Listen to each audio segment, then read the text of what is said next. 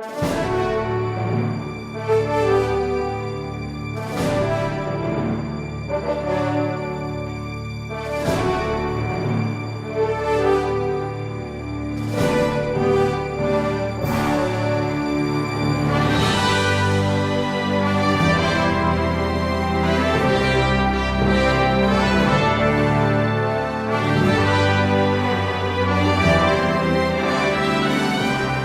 I'd like to welcome everyone.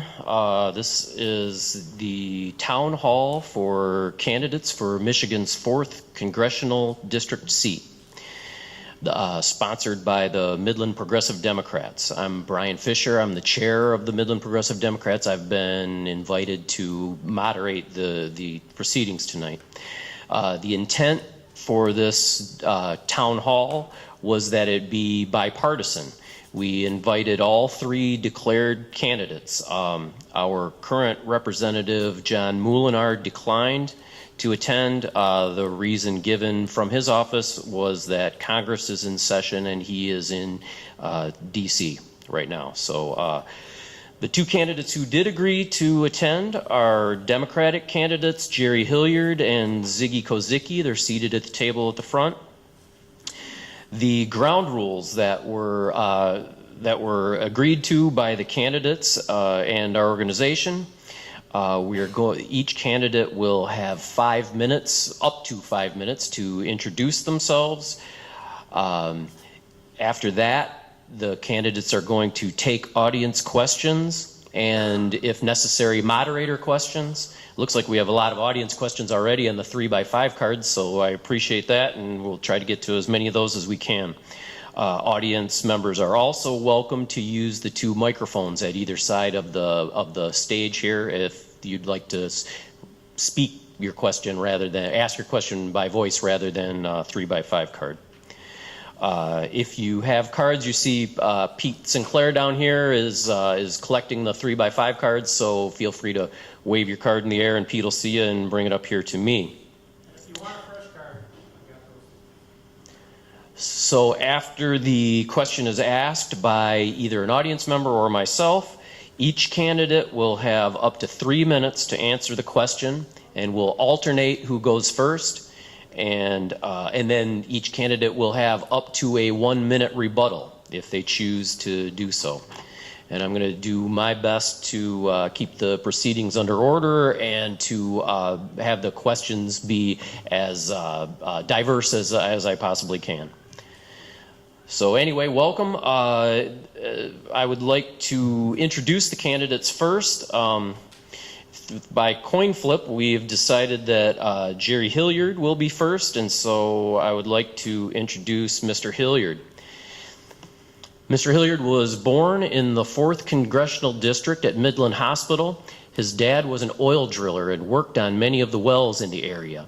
He grew up in Harrison, Michigan, and had a successful business career for Nabisco Incorporated in the 4th District from 1980 to 1992. He graduated from Harrison High School. He later earned his BS, his Bachelor of Science in Business Education, Physical Education, and Biology from Central Michigan University. He also earned an MBA from the University of Michigan Flint and an MA in Sports Administration from Central Michigan University. He taught at public schools in Whittemore Prescott, Flint, and Centerville, Virginia. He also taught economics and business at Mid-Michigan Community College, as well as Lansing Community College, before suspending his teaching duties to do his best to truly represent our 4th District's voice. Thank you for attending, Jerry. Well, it's nice to be here. My name's Jerry Hilliard, and I'm running for the U.S. Congress, the 4th District. If you've been trying to Google your candidates and you tried to Google me and you didn't get much response, you might want to try Jerome instead of Jerry. I strongly encourage you to Google all your candidates you're thinking about voting for. The FEC, Federal Election Commission, has a site that tells you a lot about people, how much they've donated to other campaigns throughout their life and that kind of thing. So there's a lot you can find out about us. But I'm just a little concerned that maybe people were not able to find me on the internet. So it's Jerome with the J. My main purpose in running this is for us. My campaign has always been for us, not for me. I'm doing this to be a public servant and to serve others, not to enrich myself in any way. My main goal is to rebuild the middle class. We need to rebuild the middle class because when we have a strong middle class, the poor have opportunities to pull themselves out of poverty. They rise up above things. And it's actually very good for business because now they have stronger markets to sell to. There's a lot of things that will be involved in that. One of the things we need is Medicare for all to have a strong middle class. The reason I think that's very important is you can't, if you're always worried about bankruptcy because of medical bills, how are you going to be able to be successful? Also, in the United States, believe it or not, we are ranked near the bottom in prenatal care, child deaths, and maternal health. There's just no way that should be true. We've tried the private system, and we have hit the bottom pretty much. So we need to try something different. All people need to have health care. We need to put everybody in the system because healthy people make the system more successful. Okay? Other things that we need to do to build the middle class, we need to have full employment. We need to have strong unions. Whatever you feel about unions, the alternative is to be exploited. If you look at any study on unions, wages go up when we have unions and wages go down when we don't. Standard of living, the only way you can increase standard of living is have wages go up faster than prices. We have done that in the United States. We haven't done it for 40 years since trickle-down economics became popular. So there's a lot of things that have to be done to start pushing wages up, but it can be done. The main thing is we have to have competitive markets, and we have to have a living minimum wage. So I want your vote, but I just take a few minutes here if I got some time left. I was wondering how many counties we've got represented here tonight. So I know I've seen Clinton, I've seen Wexford, I've seen Isabella, I've seen Midland. Any others out there? Osceola, great. We've got Alma, right? Gratiot County. Any others? Misaki County. Bay County. Okay, so we've got a lot of people here, and I hope you take away from this a lot of stuff. Once again, if you want to Google me, there's plenty of places to do that. I'll yield the mic here. Thanks, Jerry.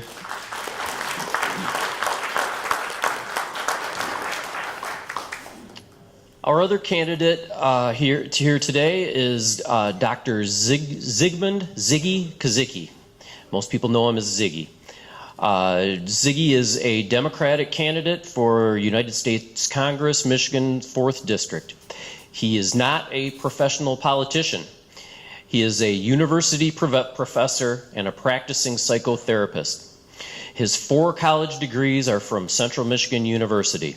He's worked in healthcare and taught in universities for over 40 years. He's also served the good of the community as a city commissioner and as a school board member. He's been a community leader creating and managing youth activity programs and served as a Michigan Education Association representative. He's involved in statewide and national activities to promote population health. His wife Stephanie and he have raised 4 adult children. They both volunteer as a couple at MCTV and the Midland Center for the Arts. They both work with organizations that are concerned with human development, for example, St. Leo's Soup Kitchen. They are currently involved in action to stop the impending Michigan hospital closings. Ziggy seeks public office to promote public policy that improves the quality of life for everyone. Welcome, Ziggy.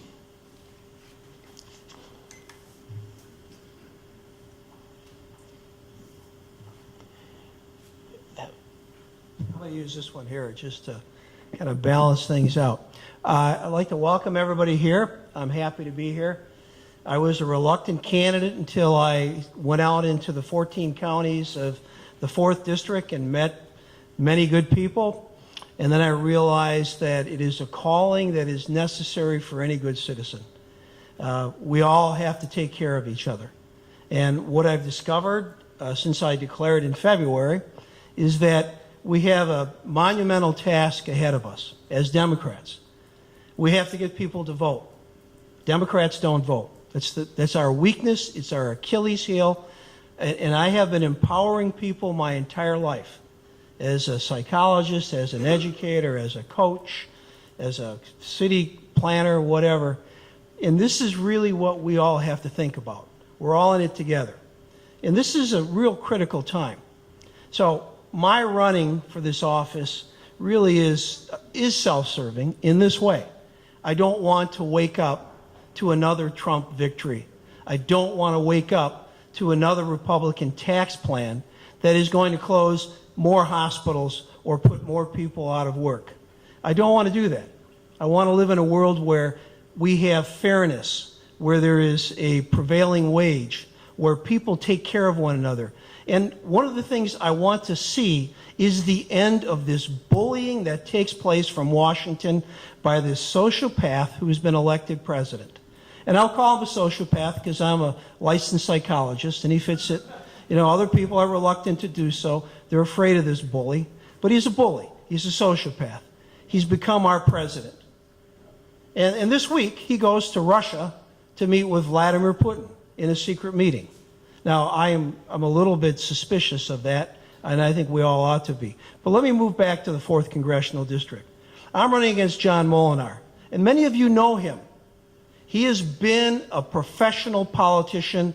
He has declared himself a professional politician, and his main goal is to raise money for himself and the Republican Party. He doesn't want to talk to any of you unless you bring money or you're a Republican member. He doesn't want to talk to people who have a difference of opinion than him. That's not his job description. His job description is to talk to everyone, even people who hate him. That's the job description. I can do that because I have talked to many people who have hated me over the years for one reason or another. You know, I can do this. But, you know, when we're talking about getting into this campaign, the idea came up that this is about people first. It's not about any one person. It's about people. And we even decided that, and this is my son's idea, the Run Ziggy Run was his idea in terms of a logo, a place to go to find information. And you'll find my webpage there, and there's a Facebook and all that, and there's a lot to look at. But the reason that people first is important is because that is what Democrats did successfully for generations. Somehow we forgot that. I don't know what happened. But let's get back to that. You know, I want to tell you just a little bit about my background. I'm living the American dream. My father spent 5 years in a Nazi prison camp after being captured and came to this country after spending 7 years working for the Allied occupation forces in Germany.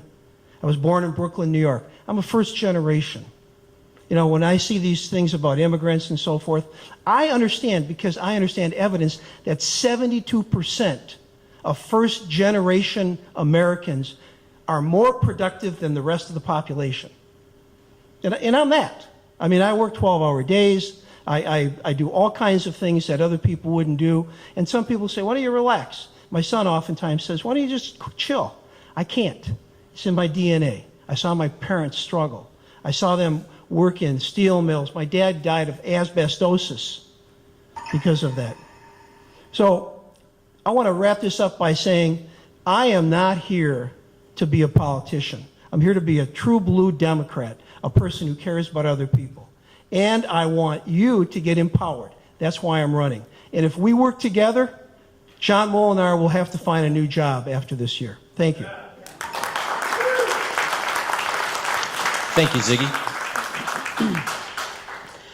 All right, we'll move on to audience questions. Now I'm going to do my best as moderator to, kind of spread the questions around, ask questions from a lot of different areas. If I don't get to your question, I apologize. We have quite a few questions here, and we'd be here till about midnight to ask all of these, and we got it till about 8:30. So we'll get going right away and try to ask all the hard hitters here. So we'll let Jerry start out on this question from Jim Nelson.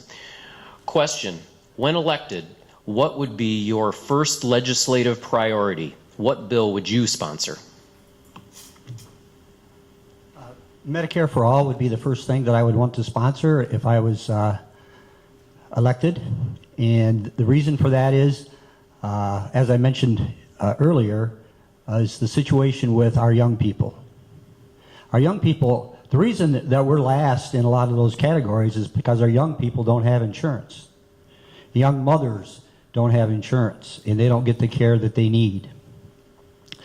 Medicare for All, rather than single payer under some other name, is the best way to go there because we know what it is. They won't be able to make up stuff like death panels or, financial Armageddon. Granny's going to die. Those types of things. We know what it is. Once we get Medicare for All, I think that we need to make it better rather than just going with what we have. It still has its faults. So Medicaid would be rolled into that so everybody would have coverage. Thanks. Ziggy?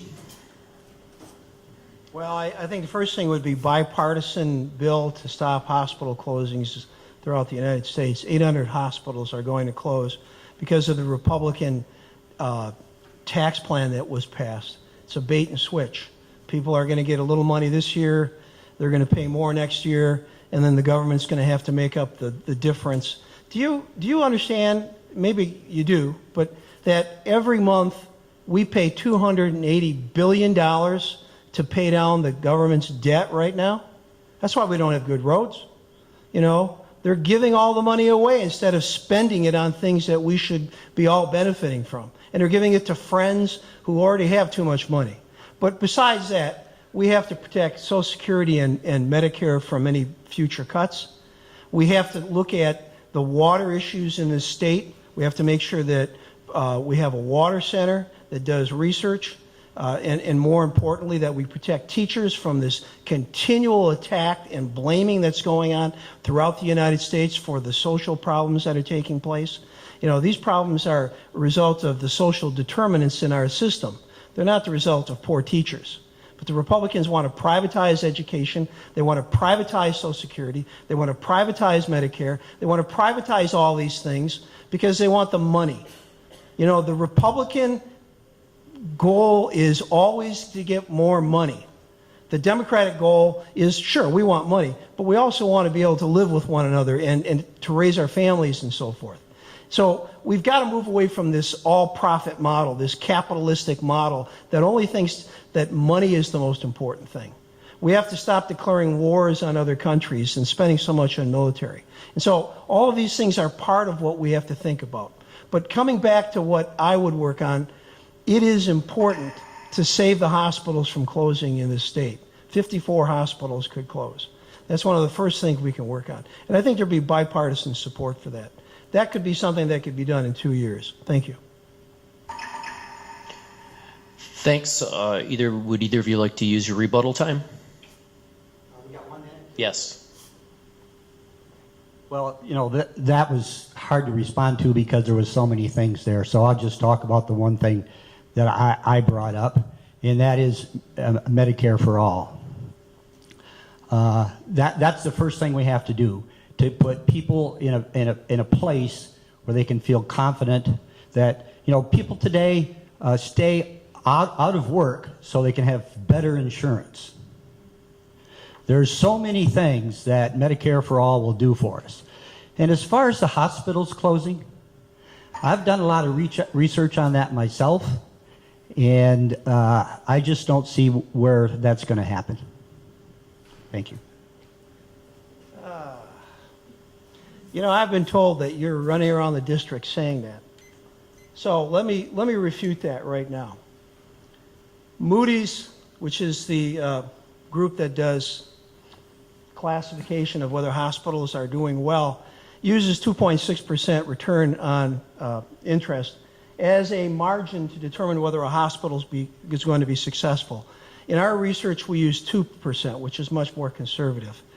The Fitch people who do bond ratings usually don't give money to hospitals at an A rating unless there's a return of 3.5%.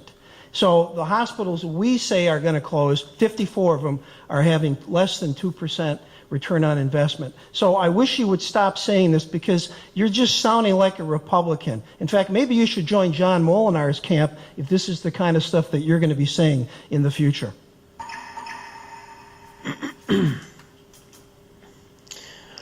All right, and this question from Laura Alt. And Ziggy, will have you start off on this question with your 3 minutes. If elected, what gun-related legislation would you propose that could draw bipartisan support? Well, I've been doing research in the field of violence for over 10 years. And Stephanie and I, my wife, we worked on the Saginaw Rising project in Saginaw, Michigan, and we saw a 40% decrease in violent crime in that community. And the two things that made a difference in that community, and we spent 3 years there working with that community, was, first of all, community involvement. And this included police officers being involved in the community, becoming a part of the community. And then the second thing was creating a network of people who were willing to testify in court, witness protection, a prosecutor who was willing to prosecute. So with the idea of gun violence, what we need is good background checks.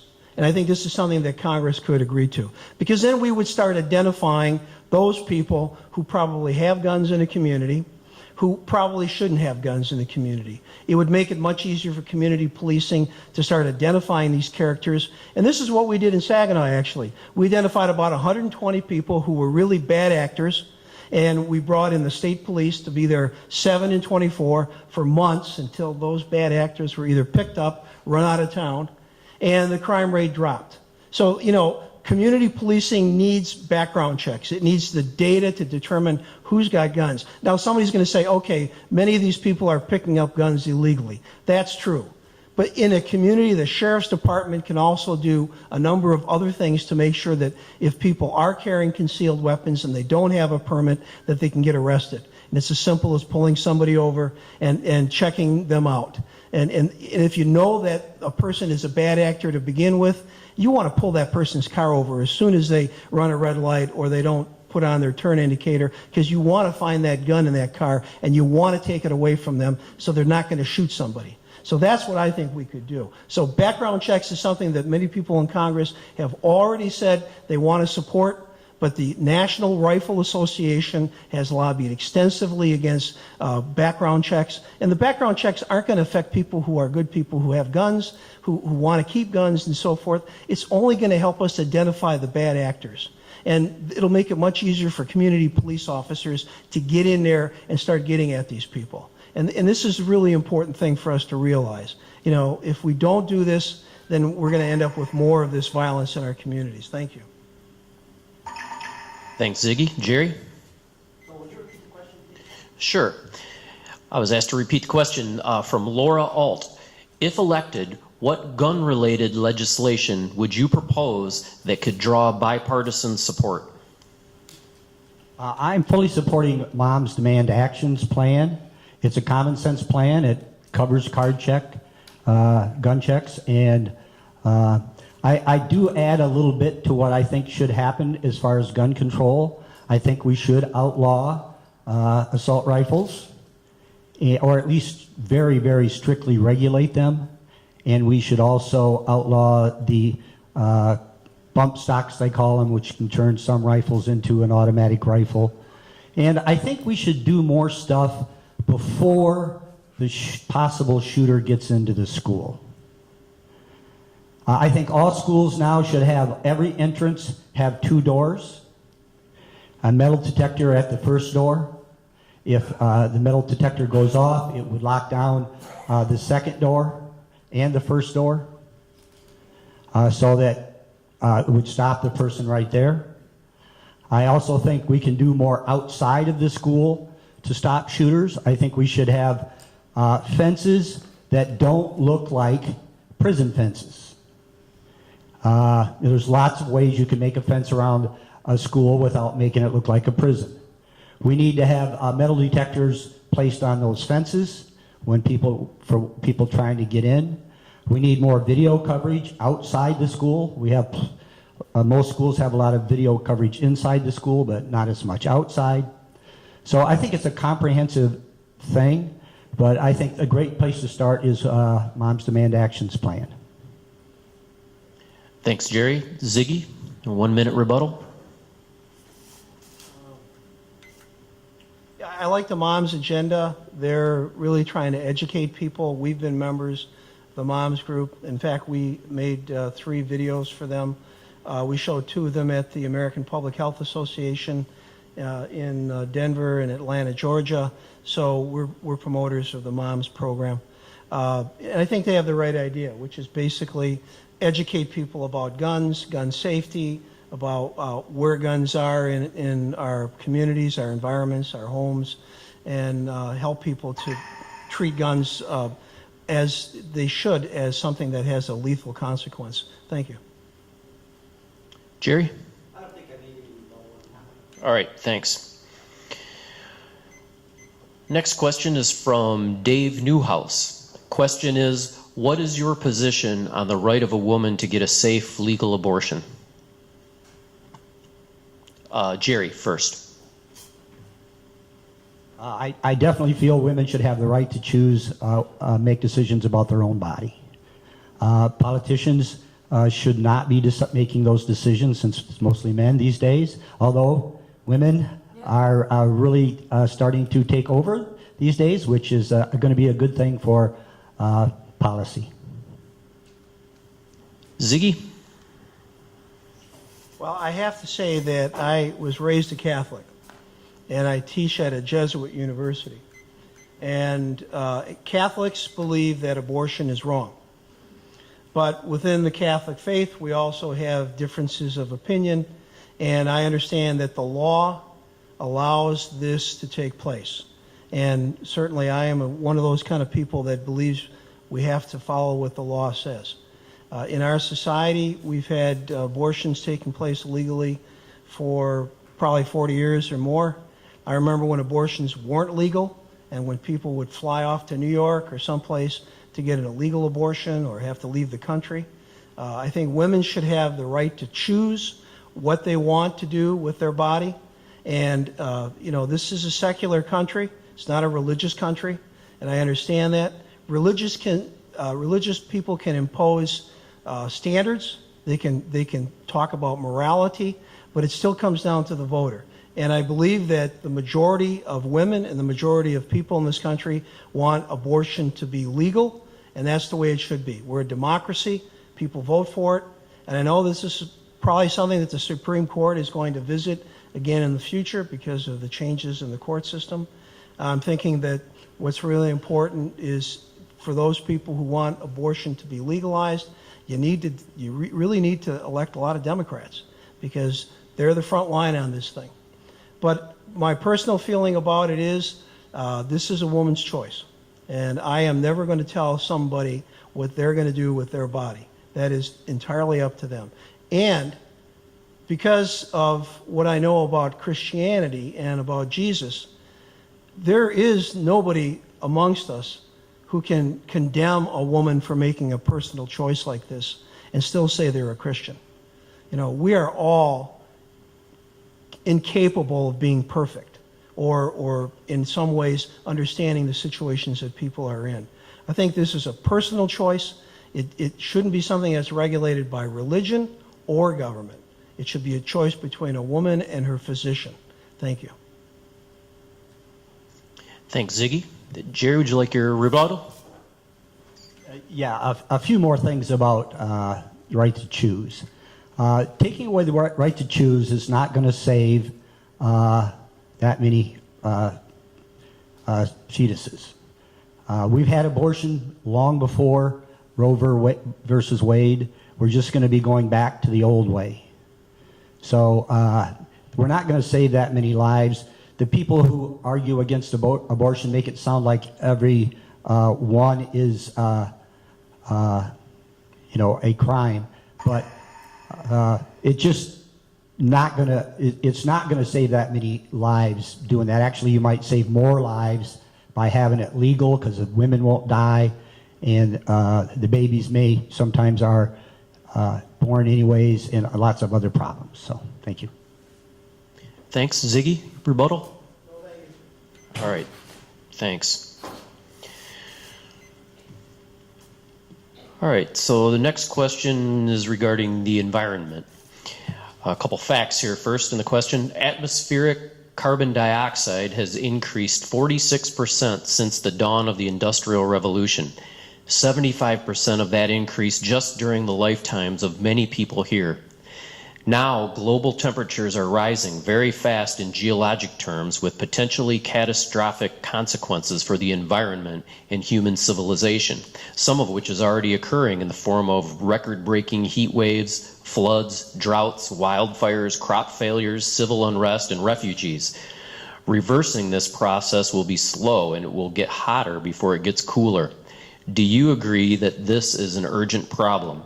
If so, what do you think Congress should do about it? And we'll start with Ziggy on this question. Let's not deny it, first of all. But I think Congress needs to have hearings, bring in experts, and confront this. The second thing is Congress needs to come up with a plan, probably a 10-year plan on how to relocate millions of Americans from drought areas, from areas that are constantly being flooded, and move them into parts of the country where it's probably safer to live. And we're all bearing the cost of this. Every time they rebuild a city that's been flooded or has a problem, we all pay for it. So we need to stop thinking that we can somehow fight Mother Nature on this thing. So the relocation of many of these people could actually come right here to Michigan. In fact, I've said this more than once. The 4th Congressional District could be the site for 1,000 new businesses, climate refugees that are going to be leaving the Southwest, leaving the West Coast, because there's not going to be any water there. They're going to run out of water, and it's going to be in the next 10 years. So we can attract many of those people to Michigan and probably create a different kind of economic environment here. But more importantly, we have to start educating people. I know the younger people who have had education in probably either public education or colleges in the last 15 years, they understand this. The problem is with older people like myself who want to deny that this is happening. Maybe it's guilt. Maybe they feel like, well, maybe I caused that. Maybe they want to believe in Santa Claus and that this is all going to go away come Christmas and that somehow some scientist is going to come up with some neat invention that's going to make the climate all better like they do in the movies. But we have to start educating older people that this is real. This is the real deal. It's happening. And we have to get people behind the idea of working together to change the way population health is taking place in this country. We're going to have 60, 80, maybe 100 million people that are going to need to relocate from where they are in the next 10 years. This should be one of the highest priorities for Congress. Now, I know some people aren't going to like this. People in Texas, for instance, are going to find out they're going to have less representatives. But you know what? People in Michigan are going to wake up and find out that they have 5 or 6 more representatives. There's going to be a population shift. Is our Congress going to step up, put on their big boy pants and deal with this? Or are they going to continue to take money from the oil lobbyists and others and pretend that it's somehow going to take care of itself? I don't think so. We got to do this. Thank you. Thanks, Ziggy. Jerry? Well, there's no doubt that climate is a monumental task. I don't think any one person is going to be able to have all the answers for that. And that's why I think we're really lucky in the 4th District. We have so many experts, like Peter Sinclair sitting in the back there. We have Karen Turnbull and Wendy Nystrom and the water protectors of Osceola County and Mecosta County. I will depend on the experts to help me draft legislation to improve the environment.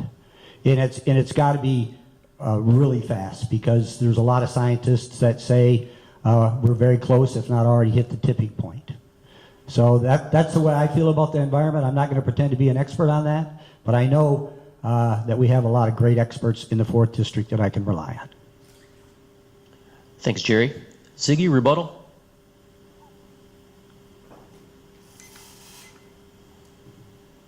This is a worldwide problem. Everybody except the United States signed a treaty, an agreement to do something about it.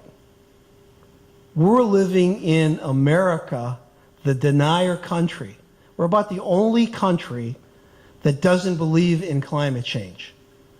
And 99% or more of the scientists who do this for a living and do research have said, yeah, it's coming. So there's nothing else for us to do but get to work. Let's take care of this problem. Jerry? Yes, it's definitely a worldwide problem, but I'm going to be representing the 4th District, and we're going to come first, and we will try to solve the problems in Michigan, but Michigan is a key place because we've got all this water. We've got so much work to do here that we need to get started right away, making it better for Michigan. Thanks, gentlemen. Next question is from Kevin. What is your response when you are labeled a tax and spend liberal by the Republicans? Jerry? Well, the Republicans call us tax and spend liberals, but they're the ones who always balloon the deficit. The Democrats, under Bill Clinton, we had projected surpluses for in perpetuity. And when George Bush came in, he said, well, we've got surpluses, that's our money. Well, it wasn't our money until we paid off our debt, right? So we should have kept those taxes where they were. They made a booming economy. Clinton created a booming economy with a 2+% increase in taxes on the rich. The way it is now, they want all of us to be able to finance it. But we can't do that on our own. We have to have everybody paying their fair share. Thank you. Thanks. Ziggy? That's an intriguing question, and here is why. Yes, the Republicans give lots of money away by doing tax cuts. And Democrats give lots of money away by doing tax increases. But what happens when the Democrats give the money away, it ends up in roads, in schools, in hospitals, in your paycheck. It ends up in your pension plan. It ends up in Social Security, in Medicare. It ends up in all of those things that we need, clean air, clean water, all of that stuff. That's where it goes. Yeah, we raise taxes and we spend it, but we spend it on our kids. We spend it on our country. I'll tell you this. Here's how the Republican model works. And if you don't believe me, just ask the CEO of Dow Chemical. You get a $54 million bonus after getting an $18 million bonus. And do you put that money back in this community? No. Where do you take it? New Zealand, someplace else, right? That's the Republican model. Their always moving money out of this country. Our money, our tax money, always, constantly, into these world markets. And Harley-Davidson's a great example of that. We give them a great big tax cut. They get all this money. And what do? They close down one of the best plants for building Harley-Davidsons in the country, put 360 people out of work, and open a new plant up in Thailand. Hey, there you go. That's the Republican model. Let's wake up to that. Yeah, we all take the money, but where we put it is different. The Republicans put it in their own pocket, and they're selfish. They don't spread it around. Even though they talk about trickle down, it's not really trickle down. It's trickle up, and it always has been. And maybe George Bush called it best when he said it's voodoo economics. So yeah, let's all be owners of this. We take tax money and we spread it around. But there's a reversal plan for the Republicans. They leave us with this debt that Jerry was talking about, a $21 trillion debt. I have a son sitting in the back. He will be paying off that debt his entire work life. That's not fair to him. Thanks, Ziggy. Jerry, would you like to use your rebuttal? Yeah, the tax system is rigged for the rich, and we have to change that. That has to be a high priority in the next Congress. And when we do that, the rich actually get richer when we have money. When we have low taxes, we spend it. When we give a tax cut to a big corporation, a third of that corporation's stock is owned by a foreign company. So we're giving tax breaks for our economy to foreign people who don't even participate in our economy. So we need to get the tax code much fairer. Ziggy?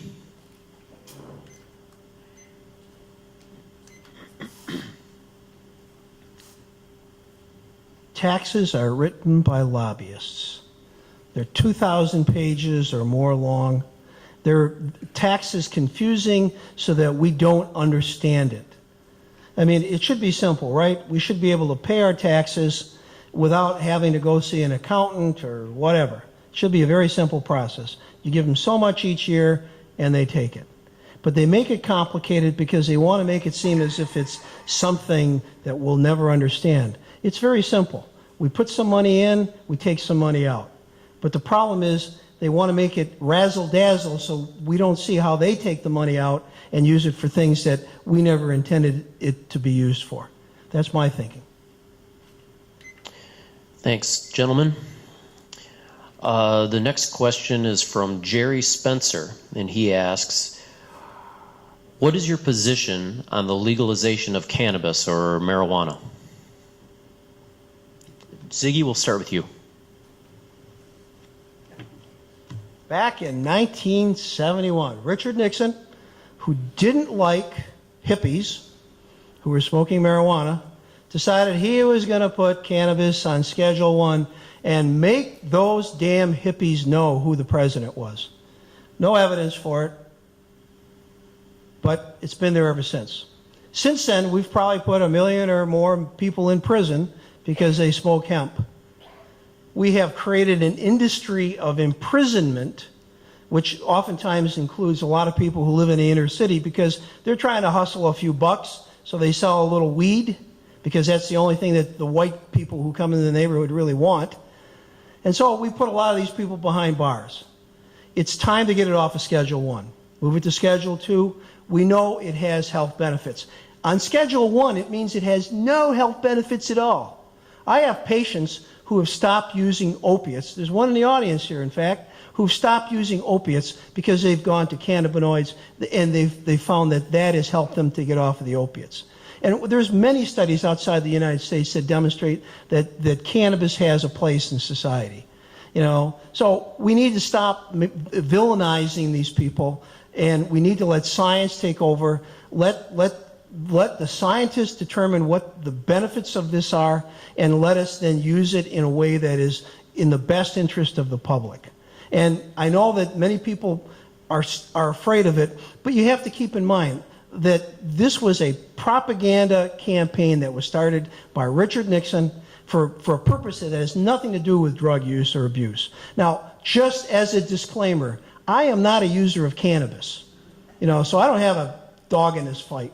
And I did use it when I was in college years ago. And I actually inhaled. Okay, I'll tell you that. But it isn't any more dangerous than anything else that you could buy at a store right now on a liquor shelf. So we need to be realistic about this. We need to stop punishing people. This is a civil rights issue for any person who wants to use it in this country and in the state. And it is going to be on as a referendum in the fall election, and I hope it gets passed. And I know that many of the Republicans have lined up against it. In fact, they're even saying it's a gateway drug and all this. And I always like having these conversations with people. I say, well, show me that evidence. I really like to have some evidence for that. There isn't any evidence. It's all made up. This is fear tactics. And this is some attempt to get down on people. In fact, all the Trump smokers that are out there, you ought to be thinking about maybe voting Democrat. Thank you. Jerry? Well, I think marijuana should be legalized and treated like alcohol, regulated similar to alcohol. I'm not a user of marijuana or any other drugs, except prescription drugs that I prescribed for me.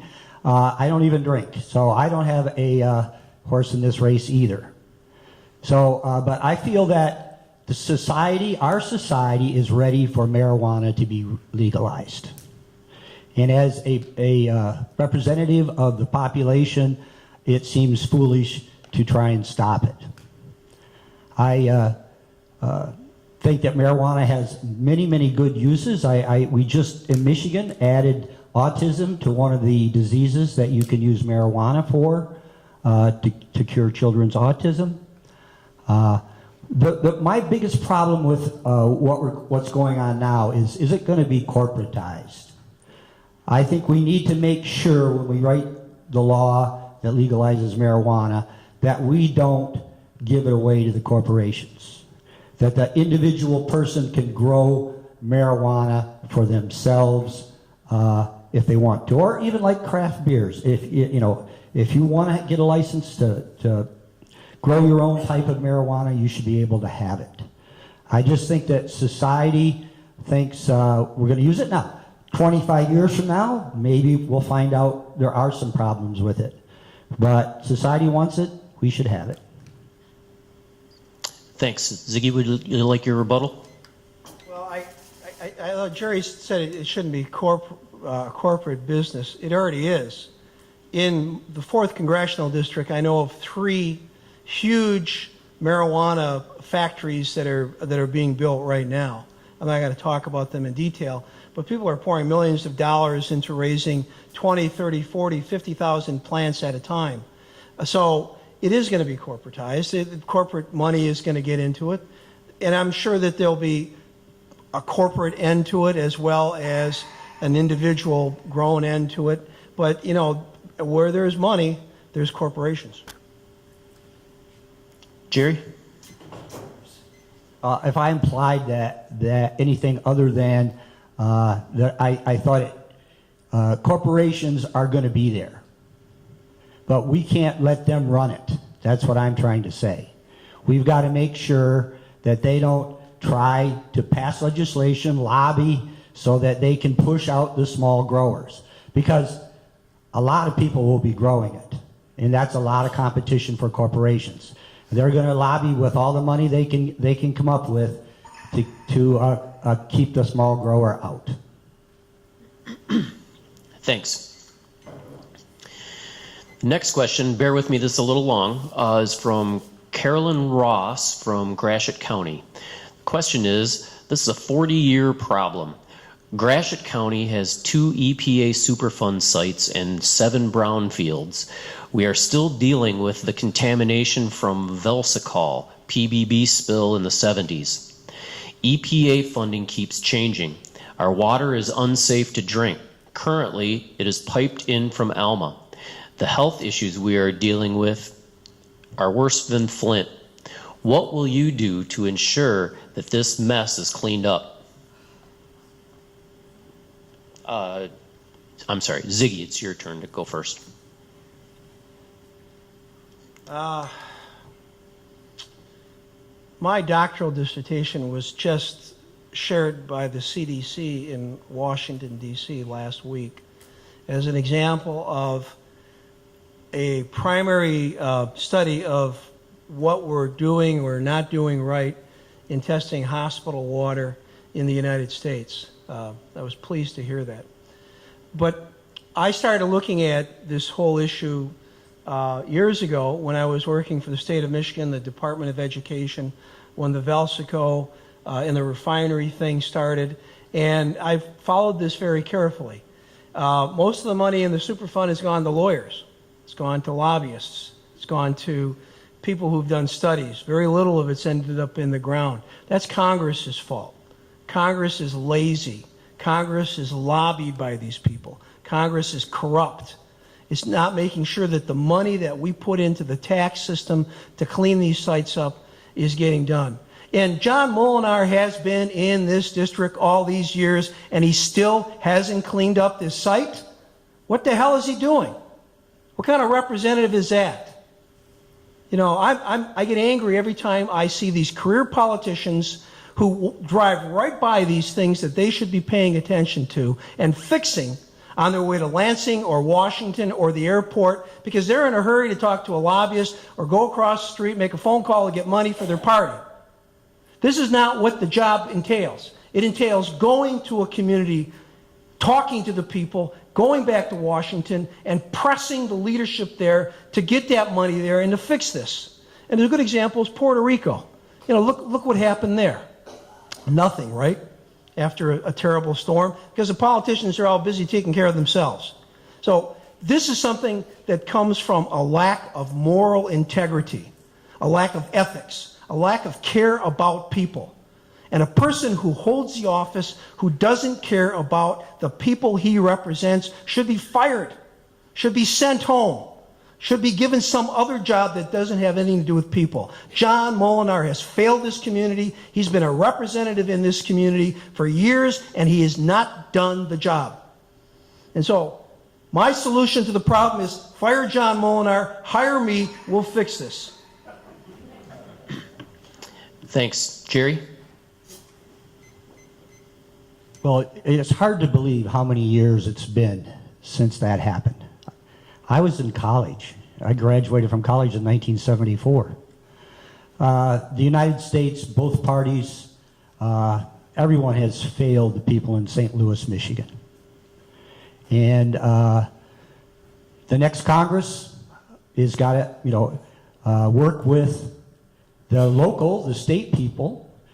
From the federal level, you've got to try and get money to go into that. I mean, we spent money for decades. We've been spending money on that, and we still have the problem. Once again, we have a lot of really good experts on the environment in our district. There's just no excuse for our Congress people not to be fixing this problem. It is... almost brings tears to your eyes when you think about what the people in St. Louis have had to put up with for, almost a half a century now. So it's got to be a top priority between both federal and state level politicians. Ziggy, rebuttal? I've got fire in my belly. You can see that. I am a person who believes action is necessary when the public health is being threatened. That's where I come from. My whole existence is to promote population health. So when I see something like this going on, I can't help but react. I can't help but think that there is some kind of collusion or corruption that is standing in the way of this getting done. We've had the money for years. Why hasn't it been fixed? Jerry? All right. Thanks. The next question is from Megan R. How will the candidates work to support LGBTQ and youth? Jerry? Well, I think if we get Democrats in the Congress, we'll do a lot better in LGBTQ problems. I was recently at the Pride celebration in Bay City and the Pride dinner in Saginaw. And I'll tell you, the people there were so happy. You know, you go to things like that, and rarely is everybody smiling. But I was at their dinner, and they just are a community that has a lot of love for everybody else, and they just want to, live their lives the way they want to live their lives and not be ridiculed and persecuted and even killed and worse for being who they are. The same, not only at the dinner, but at the Pride Festival in Bay City. People walking around, it's a super hot day. Everybody's smiling. And I just was so amazed by the camaraderie of the community. And it's just a really good thing to see that they're finally getting a little bit of progress here. It's kind of odd that, the Republicans are against somebody serving somebody they don't like. So that was bad to kick Sarah Sanders out of there. But they're supporting the fact that a guy can refuse to bake a cake for a wedding for gay people. I'll tell you, I'll just end on one thing here, a little levity. When I was at both those events, there was not one bad thing said about straight people. Thanks, Jerry. Ziggy? I've had this discussion. I'm an evangelical Christian. You wouldn't know that if you talked to me, but I was born again in 1972. Tom Clark, a friend of mine, took me to an Assembly of God church, and it changed my world. But you know what? I have run into a lot of evangelical Christians who are hypocrites and who don't know what the Bible says. And here's one of them right here. They're all about these people somehow being wrong. And my response to them is always the same. Just tell me what Jesus said about this, please. I want to know. And there's a long silence because Jesus never said anything about it. Not a word. So if it was so important for the Son of God to ignore it, maybe we should too. Let people live their lives. Let's not get all hung up about this. And we are a secular nation. We bring in people from all over the world with all kinds of different ways of thinking. Let's be tolerant. Let's be open-minded. One of the things that makes America great, not Donald Trump, but is the fact that we are able to endorse different lifestyles, different ways of thinking, and that's okay. There's nothing wrong with that. To be judgmental of people because of their sexual preference or their sexual identity is wrong. It's not what we are. It's not who we are. And it's not one of the things that the Constitution really would condone. And so this is a mood issue. The fact that it keeps coming back up just reminds me of the fact that somebody wants to stoke this, and it might be somebody who's wanting to present some kind of fear, some religious fear, whatever it is, some way of protecting their children from these people or whatever. All these kinds of crazy thoughts that people have running through their minds, and some of them are pretty weird. But we have to just move on. This is done. We've accepted it in this country. They've accepted it around the world. If you don't like it, that's fine. That's your personal opinion or thought about it. But give these people the space to live their life the way they want to. And when we do that, they give us the space to live the life the way we want to. It's a give and take. And we have to be understanding of that. So anyways, I hope this is resolved in my lifetime because, I'm tired of hearing about it. Thank you. Thanks. Any rebuttal? Okay. Ziggy? Okay.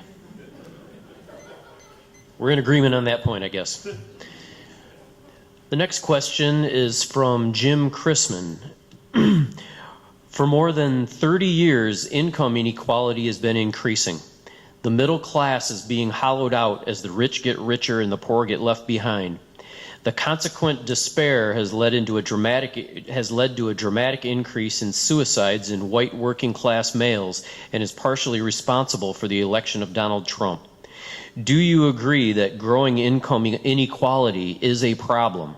If so, what congressional actions would you support to address it? Ziggy, if you can start us off. Well, the current federal minimum wage is $7.25. Come on, give me a break. Who can you take care of on that? You know, the minimum wage, the federal minimum wage hasn't been adjusted since 1968. What the hell is Congress doing out there? It should be about $19. Oh, I know a lot of business people say, oh, I can't pay somebody $19. That's right, you can't because you're stingy. You know, if you pay them $19 and you put that money in the economy, they're going to be able to take care of their family. They're going to get off of food stamps. They're not going to need Medicaid. Probably they're going to have a little better quality of life. And I see that. I have been in all 14 counties. I've been on a lot of porches where people are just barely getting by.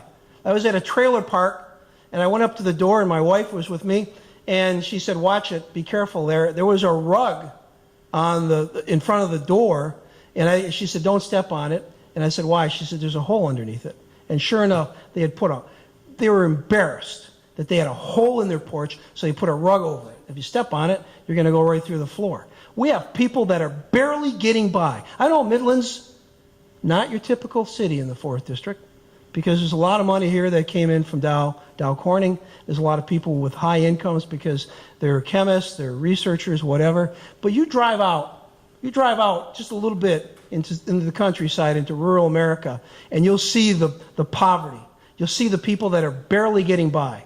And yeah, many of them are on opiates, or they're drinking, or they're thinking about shooting themselves. I just had a patient of mine kill himself about 3 weeks ago, July 4th weekend, because he was a farmer, and the farmers are suffering too, and he's about to go bankrupt. He's been in the farm business for a long time. But the way the farm policies are and so forth, he called me up, said, you know, I'm depressed and so forth. I said, well, come on in, we'll talk and so forth. And I said, you're not going to do anything stupid, are you? He said, no, I won't. So I didn't hear from him. Got a text message from his wife, said that he's not here anymore. And I said, what do you mean he's not here anymore? Well, he's dead. He shot himself with a gun in his cottage up north. Yeah, I know what that's like. I've witnessed it. I've dealt with it for years. People so much in despair that they don't know what to do. We need to change that. We need income equality. In fact, the minimum wage at $19 would save a lot of people's lives in America. Thank you. Thanks. Jerry? So, income inequality. I've been talking about this since February of 2017, one of the first places I went to talk. And I'm talking about raising the minimum wage. The minimum wage, all the numbers that have been thrown out there, they're not enough. They're not enough. But at this meeting, it was Wexford Progressives. There was a lady there who owned a tobacco shop. And I was talking about we need a higher minimum wage, and she said, well, I can't afford to pay another $1 an hour to my worker. And I pointed out to her that, how many workers do you have? 1 or 2?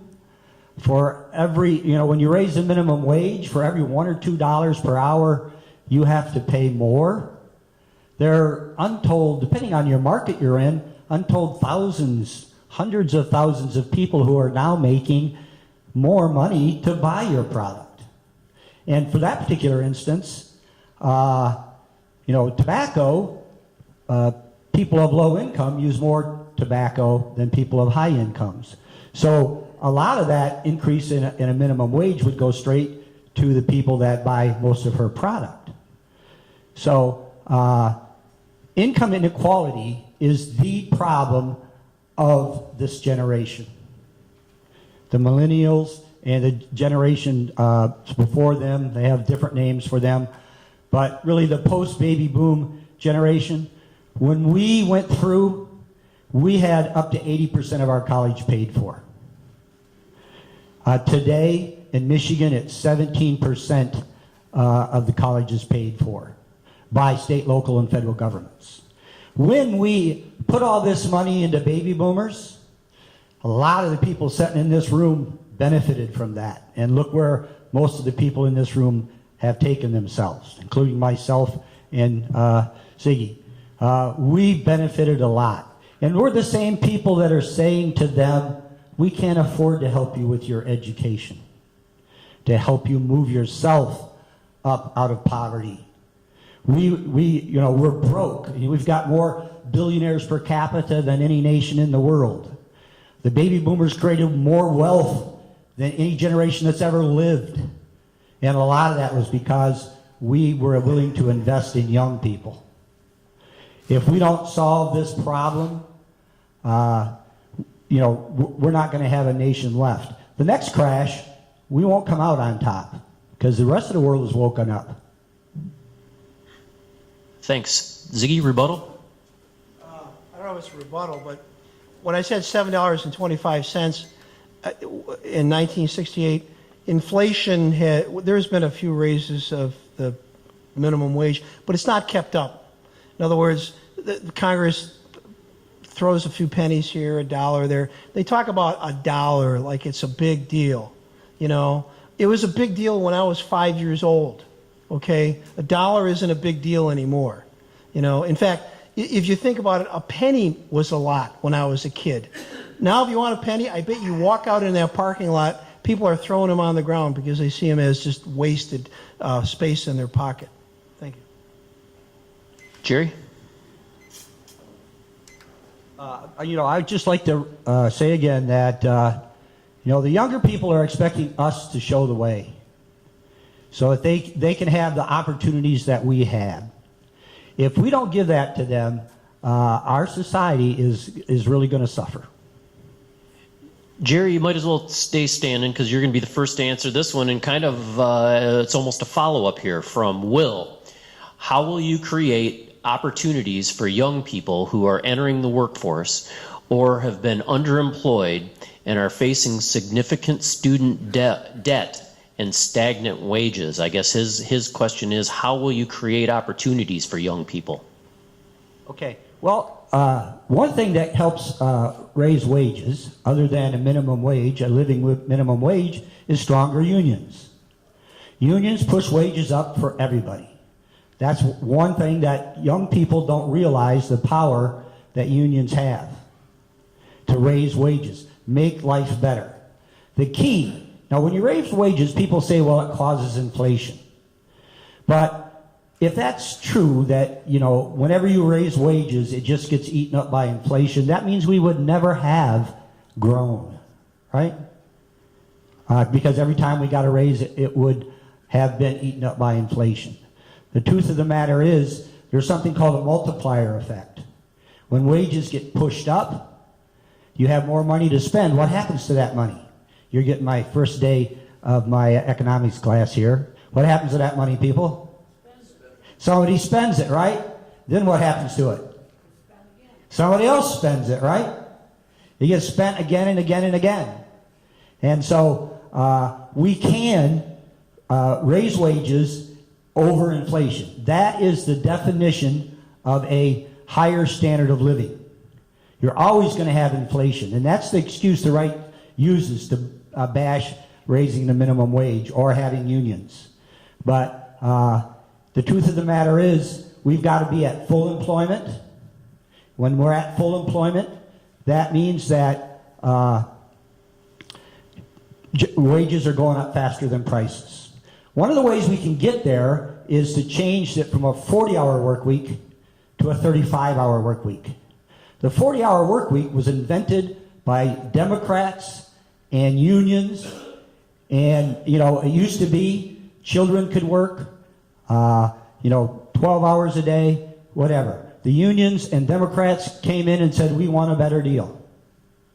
And they fought for that and fought for that, and we had a better deal for a long time. But the money in politics has allowed the propagandists to convince people that raising wages is a losing proposition. Well, if we're going to say that, then we're going to say we can never win. It's not an overnight fix, but there's a lot of things we have to do. In the 4th district, we got to educate our people. We're not educating people for what the jobs of the future are. We need our district, Molinar and the Republicans behind him have done nothing to get us wired. Even Midland people complain about the internet. You know, think about the rest of the counties in our district. We need to be wired, and we need to be wired soon, so that our young people can learn the skills that they need for the future economy. Artificial intelligence, is that the last one or the second one? That's the last one? Okay. Thanks, Jerry. Ziggy, just a reminder of the question, how will you create opportunities for young people who are entering the workforce and are facing significant student debt? Well, young people like Sam and my son back there, they went to school. They developed skills.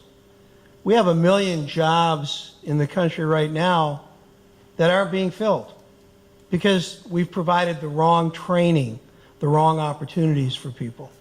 And we're already at full employment. We're way past it.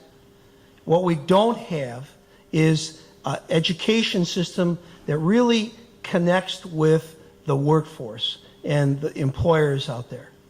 So what we need to do is offer something that I remember when I was a vocational rehabilitation specialist and we used to place disabled people in work, is retraining. We have to start taking a lot of these young people who were trained in occupations or in areas that there aren't any jobs, bring them back into the education system or vocational system, whether it's skilled trades or whatever, pay for it, and put them to work. And we can do that. We've had those kinds of programs before. Congress can pass legislation to make it possible for every unemployed person to get an occupational skill that will get them employed when they graduate from school. We need to do that. We need to retrench the whole system so that the people who went to school or who graduated from high school or whatever can come back and learn the skills they need for the new workforce today.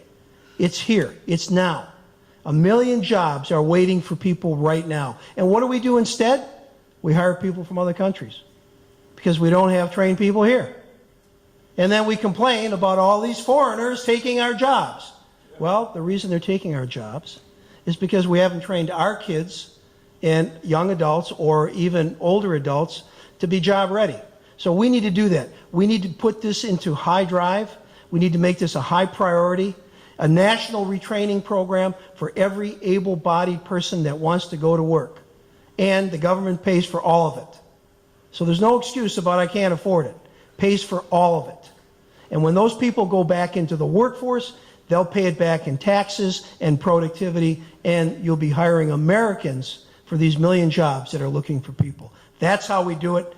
That's what John Molinar should be thinking about. That's what the Republicans should be focusing on, and not tax cuts for the wealthy and all this other kind of stuff that does nothing for our kids, for our communities, and for our people. Thank you. People first. Jerry? Yes. We are not at full employment. You hear that in the papers and on TV. We're not at full employment. We're underemployed. Just because you have a job doesn't make you fully employed. True full employment is when wages are going up faster than prices. That is the economic definition of full employment, not what they say on TV. Because in the past, it's been 5%. Well, you can't compare the past when I was in high school, the grown-ups had full-time jobs. Today, grown-ups are fighting for part-time jobs. Siggy? Just for clarification, I'm using the Federal Reserve's definition of full employment. And so when I say full employment, it may be that it's a different way of looking at things than Jerry's looking at it. But anyways, you know, whether it's full employment or not, it still comes down to we have to do something to give everybody who wants to work an opportunity to learn a skill to go to work and as quickly as possible. We have community colleges. I was an associate dean at a college at one time, and I'll tell you, we didn't do a good enough job of training those people to go to work. and I'm ashamed of that today. Thank you. Thanks. This question is from Chris McMillan. What is your opinion on the value of Trump's border wall? And I'll ask you to elaborate. Maybe you can elaborate on the situation going on down at the border down there with the children who've been separated from the parents of the immigrants. Well, even the people who live down there don't think the wall will help keep people out. We need a lot of migrant workers, and right now, farmers are complaining about not having workers to pick their crops.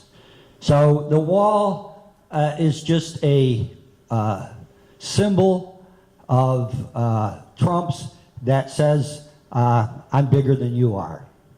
It's not something that is ever going to do anybody any good. For the children down there, the government has already botched the reunification of these children. We have to make the companies that took the children responsible to get them back to who they should be with. Because they're the ones keeping the records. Our government didn't. So I think that is the key to getting those children back together. I had two brothers who were separated from the other three siblings when I was 11 years old or something like that. So I know how hard it is. My mother and father were divorced, and she had custody, but she got arrested. And so my two youngest brothers went to a children's home, and my dad told me the story about going down to try and get him. And so my sister was like 14, and he left her to babysit me and my other brother. We were about 10 and 11, and he went down to this Kentucky sheriff, and he took him out to the children's home. And he said the two boys were out there playing in the field. They saw my dad. They ran over, "Daddy, Daddy," and jumped in his arms. And then he said, "Well, but the old biddy wouldn't let me take him." So he went back into town with the sheriff, and this was in Kentucky, in a rural county, and the sheriff says, "Well, you really want them boys?" And my dad said, "Yeah." I said, Sure I do. You're damn right I want my boys." He says, "Well, you wait here. I'll go get them." And he said they brought him back in, and next thing you know, they were getting out of there as fast as they could go. Ziggy?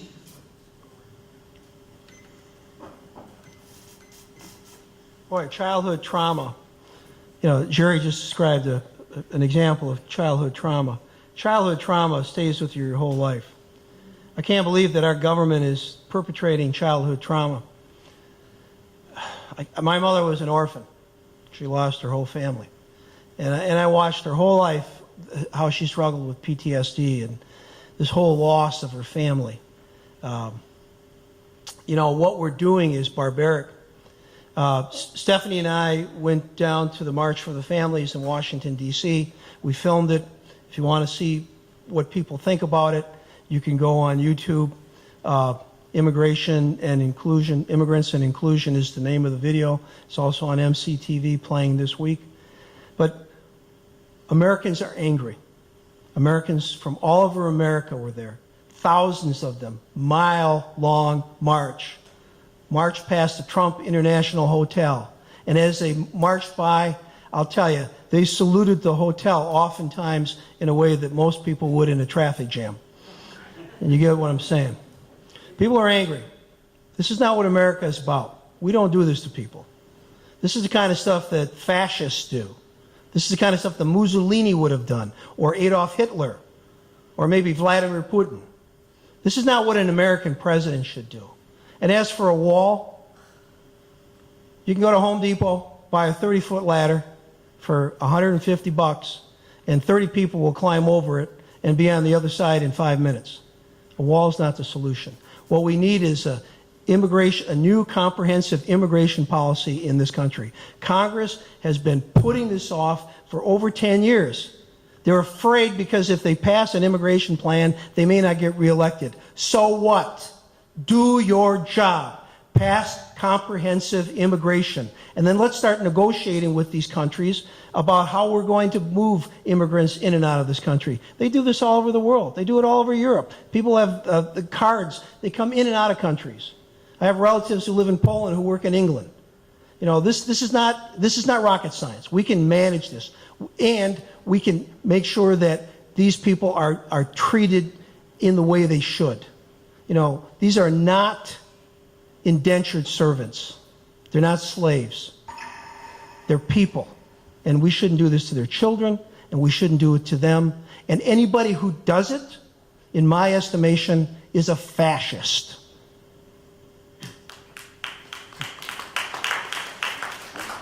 Jerry? So, from this discussion, what we have to take away from it is that we need to get those kids back with their parents. We need to have the kids taken care of now, but we have to make sure that we hold the companies responsible to get them back, because the government has failed us on that one. They are actually quite profitable companies that take these children in. Foster care is fairly profitable for the foster parents and for the companies who do it. Ziggy? All right. Next question is from Mary Newhouse. Her question is, given that Congress is more divisive than ever and the lack of confidence in government is at an all-time low, how do you think that you can contribute to bipartisan cooperation? And what specifically would you do to avoid politics as usual? Ziggy will go first on this question. Well, I've been trained as a psychologist. I'm used to working with people that are difficult to work with. So I guess I've been doing that for over 40 years and I haven't killed myself, so it gives you some idea that I can work with anybody. We have an opportunity with this bipartisan bill to save hospitals. You know, there's 800 hospitals that'll close across the United States. Almost all of them are in red states.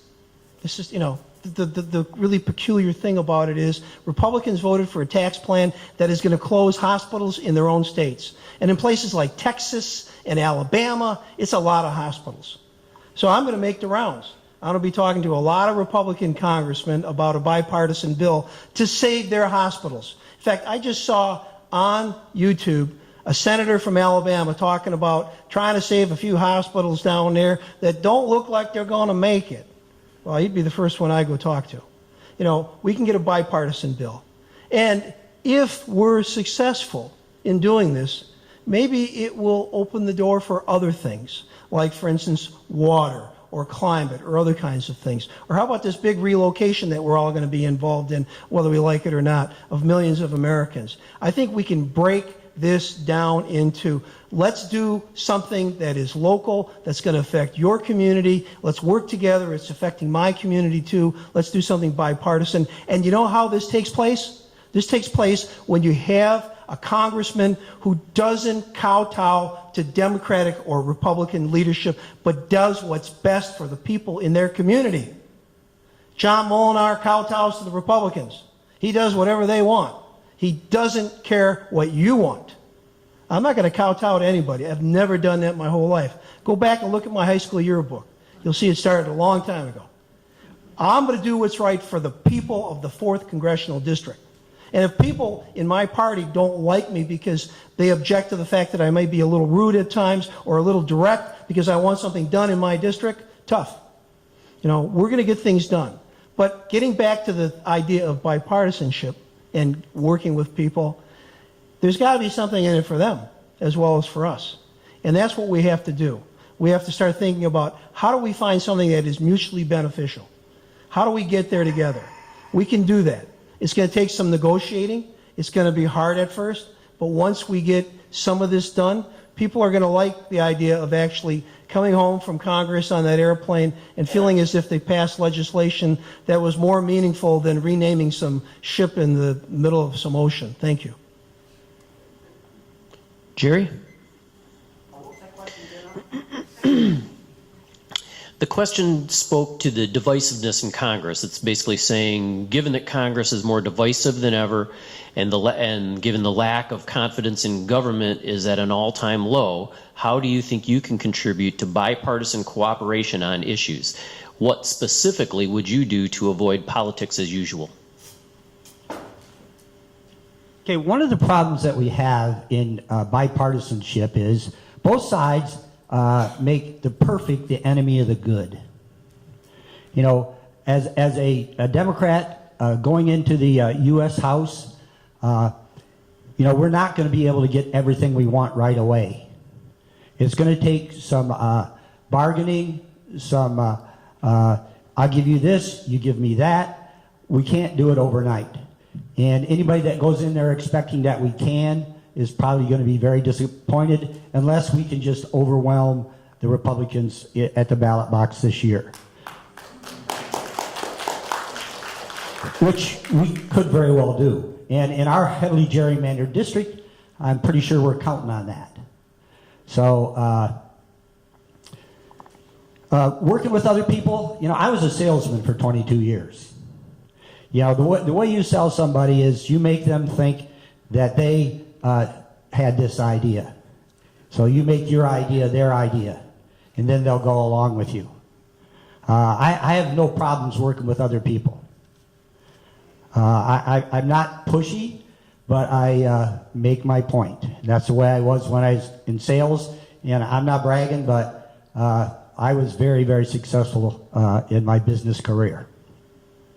So we've got to work together with the other side, but we also have to realize that we're not going to get everything that we want right away.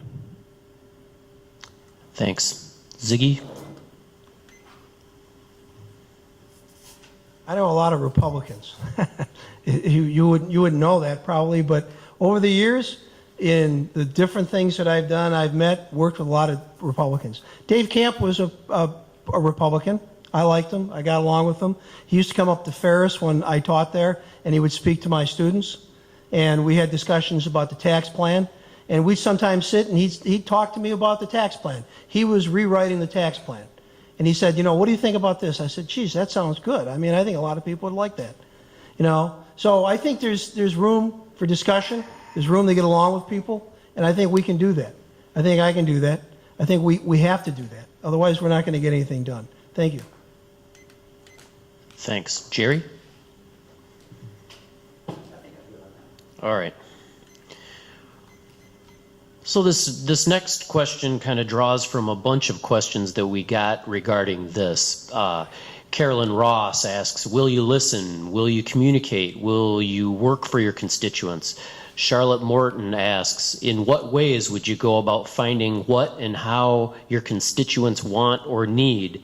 And, you know, I'll editorialize a little on this. I know there are some people in this room who feel that our current representative, Mr. Molinar, has shown an unwillingness to meet with his constituents on a regular basis. What's your plan as far as meeting with your constituents and finding out what it is that they want and need? Jerry, we'll start with you on this one. Well, I would have an open door policy. When I'm home, I'll be at my office, wherever that may be. I won't have a steel bar in front of the office like our current person does. But, you know, I'm used to working with people. I was a salesman for most of my life, and I was a teacher, and now I teach at a community college. I just feel that we need somebody in there that understands the plight of the average person. And we need to not ridicule our opponents, but listen to them. And like I said earlier, if you just listen, lots of times you can get them to come on to your own side. Thanks. Ziggy? I like meeting with people. One of the things I would do as a congressman is every time I come back, I would have a town hall in a different community to talk about what I just did in Washington or what was going on, and allow people access to ask any question, to get it, whatever it is. Town halls in all of the communities during a 2-year period of time. So I would be coming back and saying, okay, here's what's happened. I'd give the media access so that the media could ask me questions. So if you couldn't be at the town hall, or if you couldn't find out that information, it would be there. And we would produce videos if necessary if the media is not going to tell the story. So I would communicate. I'd let you know what I know. I'd let you know what's happening. And I'd also ask you to tell me what you think, so that when I go back, when I get on the plane and I fly back, I have a pretty good idea how I'm going to vote. Because I'm going to find out from you what you think is important and where you think things should be. That's how I would do it. And I know that sounds like it's not possible, but it is. And I know that when you get in those meetings, sometimes people don't like you. I was a city commissioner one time, and I had people in a gallery yelling at me, people I knew, about a vote on cutting down trees on Center Avenue.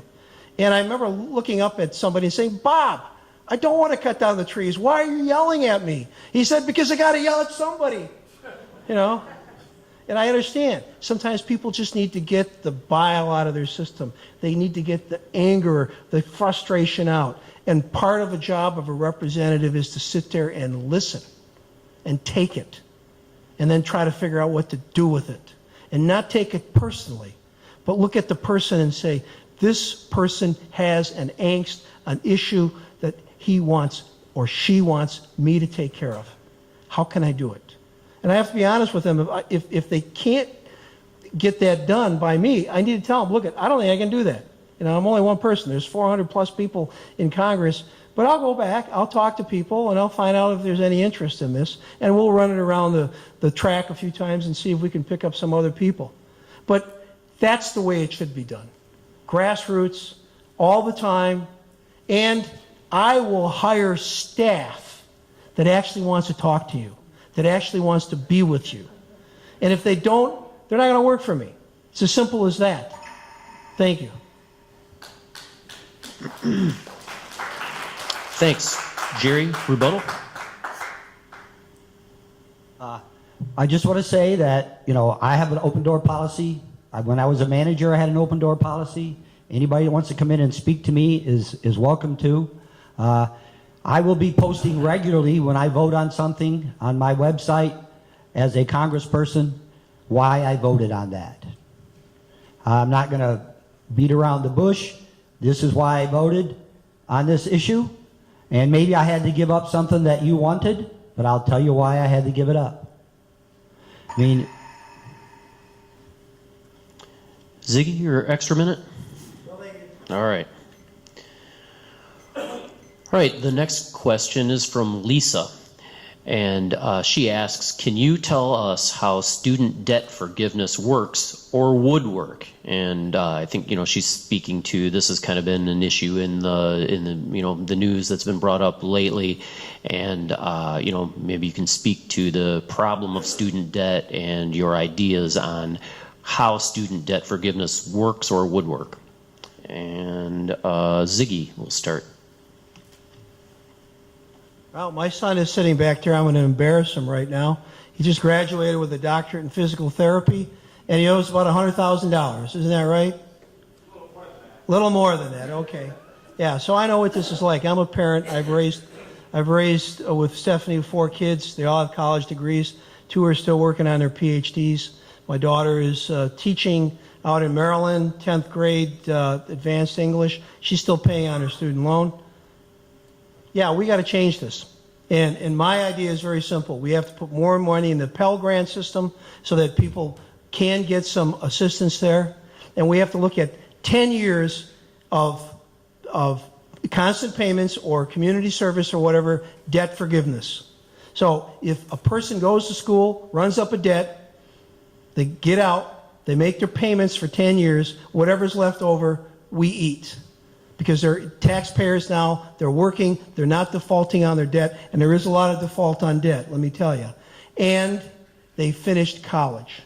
And many people don't finish college and still have debt. So this would be an incentive to finish college. If you finish college, you'll end up being able to have debt forgiveness in 10 years. That's decent. And a person then can look beyond that 10 years and say, I can do these other things with my life now. I don't have to keep making this monthly payment. And unfortunately, the people that are making the most money on this are banks and other places that are loaning out this money and then rewriting this debt and getting people to recalculate their loans and so forth. And so they're making a lot of money on our kids. They're making a lot of money on people with this whole loan program. And education's gotten too expensive. We need to bring the cost of education down. And part of the reason it's gotten expensive is we've done things like built huge stadiums or big palaces for this or that. We need to look at those things as being things that the alumni put the money in for. Let's make sure that colleges are more accountable as to how they spend their money, so they don't pass the bill on to my son just because they decided they wanted to build an addition to the sports stadium or something. We need to make colleges also run on a different level of intent. We need to look at them in terms of rewarding them when they have people who graduate, first of all, and many of our colleges and universities don't graduate very many people. And the other thing is when they place those people at work. And we can put some incentives in the system to make colleges more accountable that way. Thank you. Jerry?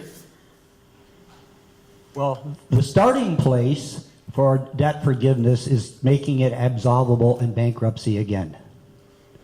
A lot of students don't even know that student debt is the only debt in the United States that is not absolvable by bankruptcy. And what does that do, making it absolvable by bankruptcy? It makes the loaners more responsible. Right now, I would bet they lobby for less government money spent on education, the bankers, because that means they'll be able to write more loans. And those loans are stuck with those people forever. So it's not giving them a free ride. It's making the system better by making it absolvable in bankruptcy. That's why we do that in every other debt. And we did that until the mid to late 1990s. It was just like any other debt. When Trump appointed his new secretary for the Fed, he was shocked that student debt was not absolvable in bankruptcy. It's the system where the problem is. Now, the people who've already amassed this debt, we can fix it fairly easily for the people who haven't, accumulated all this debt. But just saying, we'll give you low interest loans or those kind of things is really, I don't think is going to be the answer. If it takes 10 years, you're still in debt for 10 more years.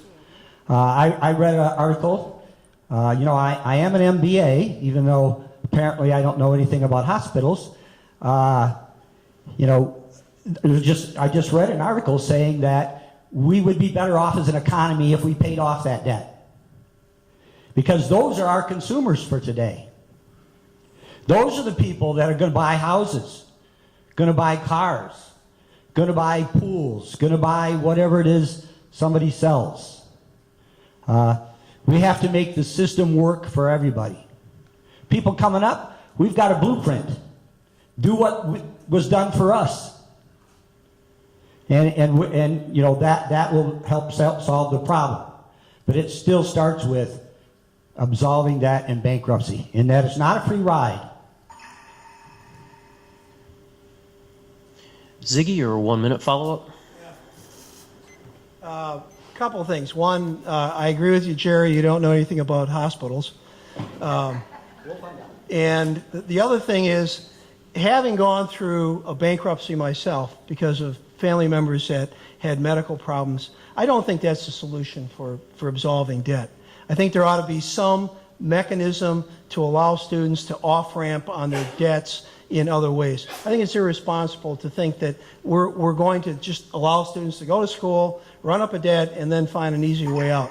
It's a painful process. It's a last resort. We shouldn't condone it. You know, and anybody who's gone through it knows it's very difficult. I was a young man. It hurt. It took a long time to recover from it. Thank you. Jerry, rebuttal? All right. Next question is from Megan R. How will the candidates address the prison industrial complex and deportation industrial complex as they currently exist in the state of Michigan? She gives examples as abolishing ICE or prosecuting ICE officials and agents. What's your position on re-enfranchising incarcerated folks? But how will the candidates address the prison industrial complex and ICE? Jerry? Well, that is a tough one. ICE, some people are calling for it to be gotten rid of, but that really just puts the burden on some other agencies. We do need a specialized group of people to do that.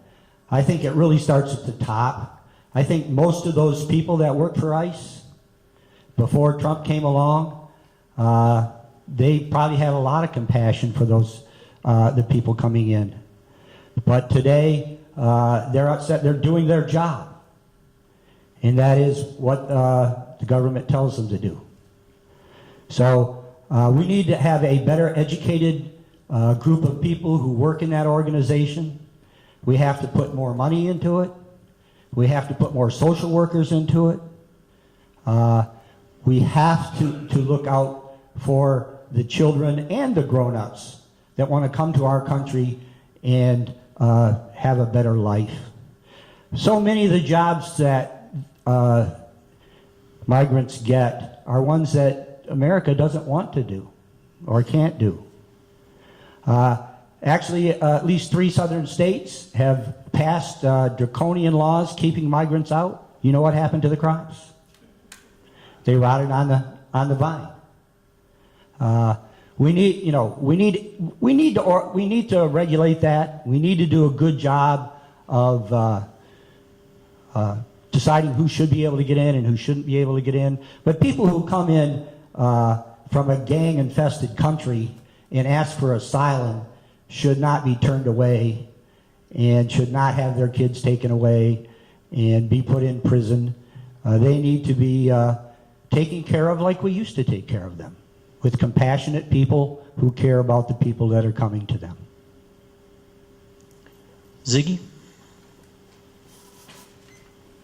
We've got a problem because we don't understand how to deal with Mexico. You know, we have people coming across the border from Mexico who are criminals, drug dealers, whatever. The way to solve that is to get into an agreement with Mexico to work together in a joint task force to go into Mexico, root out these people, take care of them so they're not coming over the border. They don't need to build a wall. We just need to become cooperative with our neighbor. We need to work with them. We're putting our ICE people on the line just like we did in Syria or Afghanistan or in these other places unnecessarily. You know, if we could just cooperate with the country that we want to work with, we wouldn't need to send expeditionary forces in there along the border and try to do these kinds of things. We wouldn't have a war zone along the border. So the philosophy of militarism versus diplomacy has to end. We have to become more diplomatic. We have thousands of American businesses on the other side of the border working right now. We have a huge investment in Mexico. We're there. Let's work with them. Let's end the problem along the border. And as for the drug problem that here today has caused so much of the angst and so forth, legalizing marijuana will take care of a bunch of that. Getting physicians to stop prescribing so many opiates and getting the congressmen to get their butt out of the back end of pharmaceutical lobbyists and start looking out for us would make a big difference. So we need Congress to be smart about how to do this. We need the president to back off and go someplace and eat a hamburger or something and forget about diplomacy and about international relations because he doesn't know what he's doing. He's confused and he's dangerous. And he's putting all of us at risk. Because if something does break out somewhere in the world, they're going to ask you to send your children over there to fight those people. And many of them aren't going to come back. And those that do come back, many of them are going to be changed significantly. We don't need to do this. We can work out these things in other methods. And the problem with one-size-fits-all hammer in the toolbox, which is what the military-industrial complex has become, is we always think we have to put some troops on the ground before things get done. That's not necessarily the case. Mexico already has a large investment of American capital. They will work with us. We just need to work with them. If I might redirect for your additional minute, coming from a criminal justice background, part of the prison industrial complex, the concern is we incarcerate people at a much higher rate than a lot of other industrialized nations, and then another big problem is the prison, the for-profit prisons. Maybe you can address that in your 1 minute follow-up. Jerry? Well, a lot of it is racism. For-profit prisons do not make it cheaper for us to incarcerate people. They make it more expensive. What we get is lower quality. It's the same with any privatization scheme. You get lower quality for a higher price. Maybe when you first sign that deal, they put in some sweeteners in there to make you sign that deal, but then they start raising their prices. And in the long run, privatization does not work. Ziggy? I used to do psychological evaluations at the Bay County Jail and at the detention facility to determine a number of things. But what I discovered is many people there were mentally ill. They had substance abuse problems. They didn't belong in prison. They needed treatment. And then I discovered that many of them were in there for really petty offenses because they had low IQ or something like that. Now, yeah, there were some people that I interviewed and did evals on. A man who stabbed his wife 42 times, for instance. Those people belong in prison. But there's a lot of people that could be let out right now, tethered into community health programs, whatever, and we don't need to spend $60,000 or $70,000 a year keeping these people locked up. We can put them into different kind of community structures. Thanks. And it looks like we have time for about one more question. I apologize if I didn't get to your question. We had about twice as many questions as we had time for, which was great. It's encouraging to see everyone come out, and I'd like to thank everyone that came out from all the different counties. Give yourselves a hand. The proceedings tonight have been videotaped, and they will be available on MCTV. It'll take about a week because it has to be edited, and so we don't have a date yet. So keep your eye out. This will show up on MCTV. So to wrap things up here, this would have been an uncomfortable question to ask if Representative Molinar had shown up.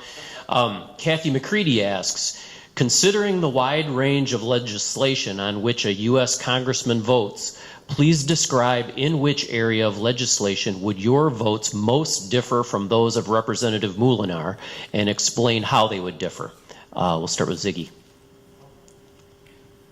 Healthcare, education, probably also in terms of prevailing wage, support for unions, probably the environment, in particular what we're doing with the water and other things in this state. Also, what we're offering in terms of opportunities for women, not just in government, but in corporations and so forth. We still don't have women representing us in Congress or in other places. One of the things I would do differently is, and I don't plan to be in Congress a long time, but I will look for somebody to replace me who's a woman. And that person will be on my staff. They'll learn the ropes. They'll become a leader, and I'll step out, and that person will take the office. That is going to probably be my chief of staff or somebody who's going to be groomed for that role so that we get a woman in that office. We need, and you know, the thing is, we've had Republicans in this seat for over 40 years. I think it's time for a change. You know, why do we keep electing Republicans? What have they really done for us?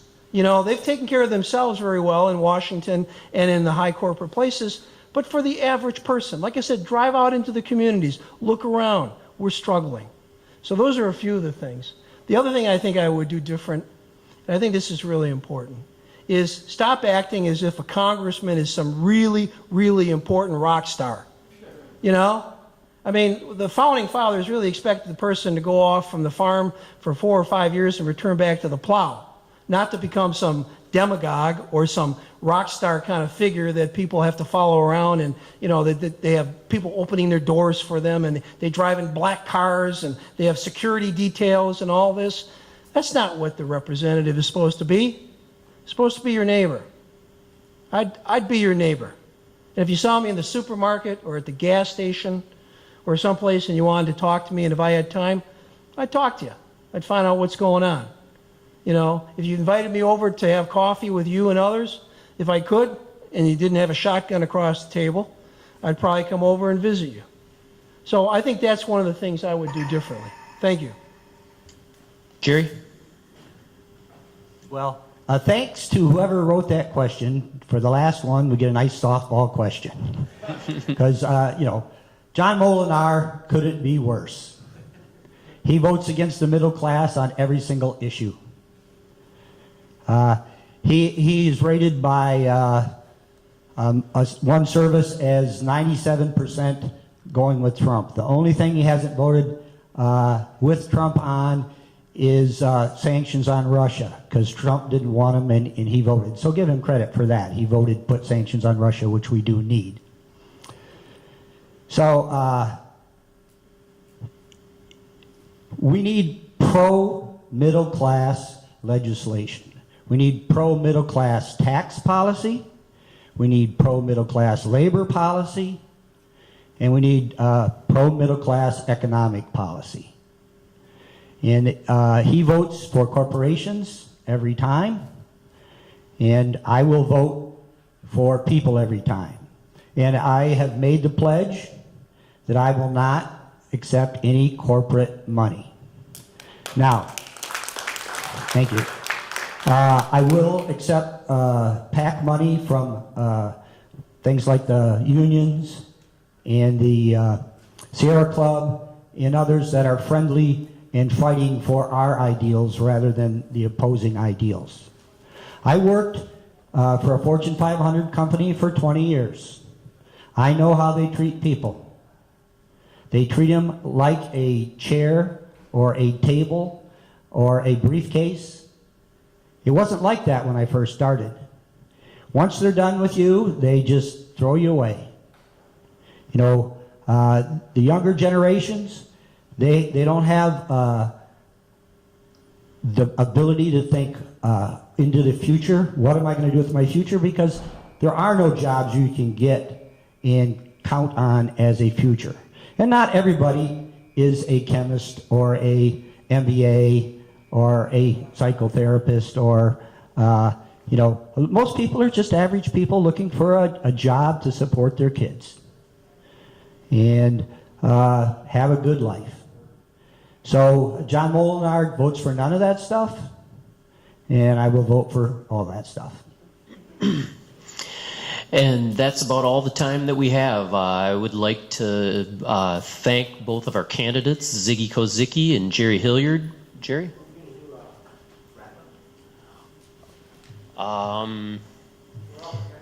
Yeah, I think we're going to have to use that as our wrap-up, or how we differ from Mr. Molinar. So I would like to thank you guys for coming. I would like to thank the audience for coming, and thanks a lot. Good luck in August and November, both of you.